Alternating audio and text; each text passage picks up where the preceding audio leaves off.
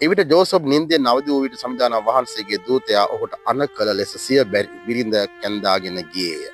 ඇත්තටම අද සුදු ජුසේ මුනිතුමාගේ මංගල්‍යය 19 වෙනිදා ඇය නැත්නම් දේවමාතාවන් වහන්සේව තමන්ගේ භාර්යාව කර ගැනීම සඳහා ජුසේතුමා දැක්වූ අරගලය, ඒ ධර්මිෂ්ඨකමේ අරගලය හරි වැදගත්. ඒ කියන්නේ මේ අතහරින්නේ ඇයට හානියක් නොවන පරිද්දෙන්. අද අපි අතර ගොඩ දෙනෙක් විශේෂයෙන් ආදර සම්බන්ධතා ආදරය නිසා මිනිස්සු අතහරිනවා නන්නත්තර වෙන්නම නැති වෙලාම යම. ඒක තමයි කියන්නේ. නැත්තරම නැති වෙන්න කියලා.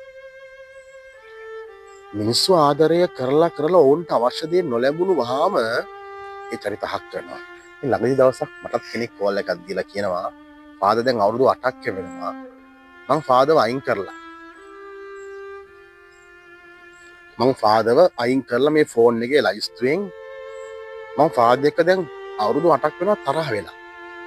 මම මොකද්ද හේතුව?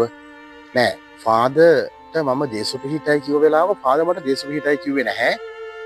ෆාදර් මාව දැක්කේ නෑ වගේ ගියා. මං කිව්වා මම නම් ඒ ගැන අවදි වෙලා නැහැ. ඔව් ඒක නිසා තමයි ෆාදර් මං අයින් කළේ. දැන් බලන්න අපිට එවැනි චරිත මගහැරෙන හැටි. මම හිතාමතා නෙමෙයි නොසිතා නොසලකා හැරීම කළා. නොසිතා නොසලකා විය හැකිනේ.